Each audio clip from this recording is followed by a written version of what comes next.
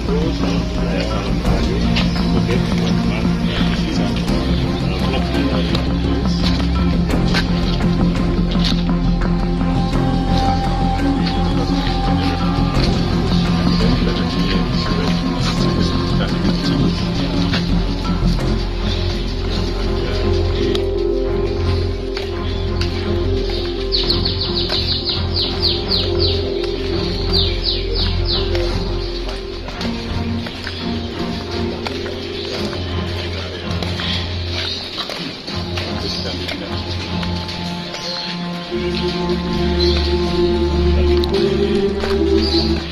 Mas, bisa dijelaskan ini langgam-langgam dari mana, Mas?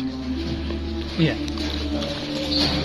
Di lokasi yang merupakan situs Candi Minak Jinggo ini, ternyata balok-balok batu candinya serta relief-relief yang ada menandakan sebuah jejak candi yang besar dan megah pada masa lalunya.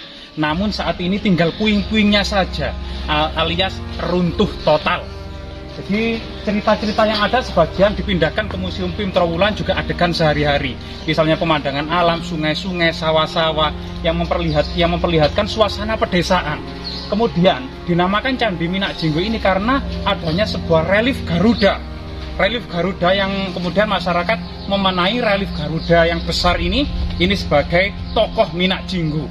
Sehingga kemudian candi ini dinamai Candi Minak Jinggo. Selain kemudian jejak bangunan suci, juga ada jejak asrama-asrama para pendeta yang terbuat dari tembok batu bata merah, yang saat ini sudah dilindungi oleh dan kokoh oleh bangunan terbuat dari baja dan besi ini.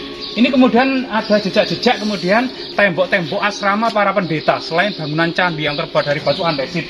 Kemudian juga diduga juga adanya sebuah petirtaan kuno, yaitu untuk mandi suci sebelum kemudian biasanya melakukan ritual yang ada di candi ini. Kemudian gaya-gaya sulurannya bergaya Majapahit, misalnya ciri khas dari sulur-suluran, kemudian segitiga tumpal, ceplok, bunga-bunga, ini menandakan juga suasana kayangan atau surgawi, untuk kemudian bagaimana kemudian melihat dan merasakan keindahan alam surgawi, yaitu kehidupan setelah mati. Dimana kemudian kehidupan setelah mati itu merupakan tujuan, dimana kemudian masyarakat Majapahit baik yang beraliran Buddha Mahayana maupun Siwa Siddhanta, termasuk berbagai aliran Waisnawa seperti ini, yaitu candi memperlihatkan aliran Wisnu karena adanya Garuda yang sangat besar, serta adanya arca atau relief Kinari, yaitu kemudian wanita bertubuh burung yang menandakan sebuah kehidupan surgawi. Ini karena memang tujuan dari kehidupan adalah moksa, yaitu mementingkan tujuan setelah mati, moksa, yaitu menyatunya Atman, yaitu arwah, dengan Brahman, yaitu Yang Maha Kuasa. Mari kita kemudian telusuri situs-situs yang sangat luar biasa sekali ini.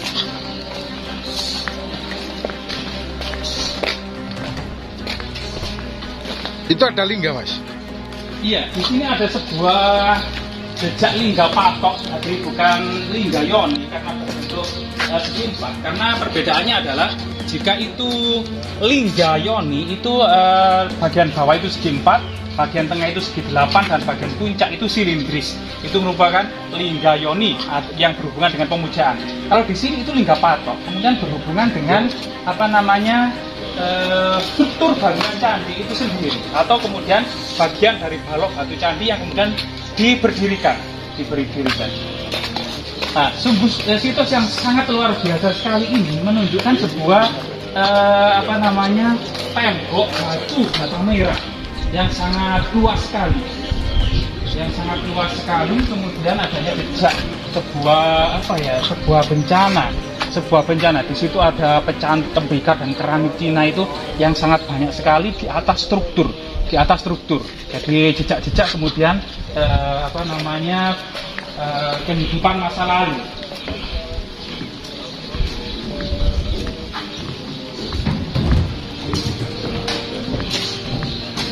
Jadi kondisinya seperti inilah. Jadi ada struktur tembok yang batu batanya sangat besar-besar sekali ini, juga saling bertegak lurus, juga saling menyilang, menandakan sebuah jejak bangunan-bangunan yang sangat megah pada masa lalu.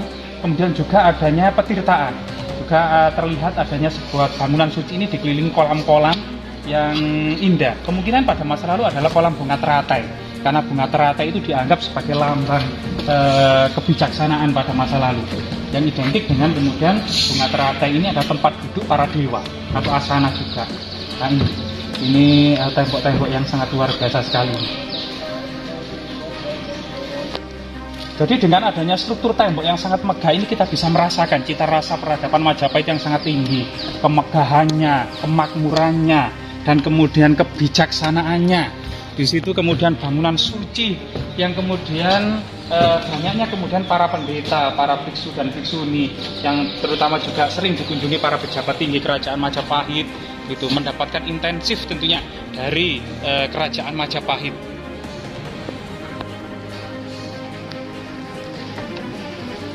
Jadi sangat luar biasa sekali dan sangat spektakuler. Selain ditemukannya arca Garuda yang saat ini tersimpan di Museum Kim Trowulan, ternyata di in situ di sini itu masih tersisa arca kepala naga. Jadi terlihat gigi-giginya yang runcing ini, yang sangat seram, bibirnya ini yang berlapis-lapis, serta matanya yang melotot. Ini merupakan fragmen dari kepala naga. Naga sendiri sangat berhubungan dengan cerita Garudia, di mana kemudian dalam ceritanya ibu Garuda diperbudak oleh para naga. Kemudian sebagai gantinya para naga, Garuda ingin membebaskan ibunya, itu harus diganti dengan air amerta yang ada di Kayangan. Kemudian Garuda pun kemudian berusaha membebaskan ibunya dengan mengobrak-abrik Kayangan, melawan Dewa Indra guna mencari air amerta. Dewa Indra pun hendak mau dikalahkan oleh burung Garuda. Kemudian karena ditengahi oleh Dewa Wisnu, akhirnya kemudian Garuda bisa mendapatkan air amerta, yaitu dipinjami guci amerta oleh Dewa Wisnu dengan syarat nanti Garuda harus menjadi tunggangan Dewa Wisnu. Kemudian Garuda membawa guci amerta untuk diserahkan kepada para naga, sehingga kemudian ibu dari Garuda tersebut dibebaskan. Para naga pun bergembira mendapatkan guci amerta, tapi dengan secepat kilat guci amerta disambar oleh Dewa Wisnu untuk kemudian dibawa lagi ke Kayangan, sehingga kemudian para naga ini kemudian tidak jadi meminum air amerta atau air keabadian yang biasanya diminum oleh para dewa agar dewa hidup abadi. Ini merupakan satu kesatuan.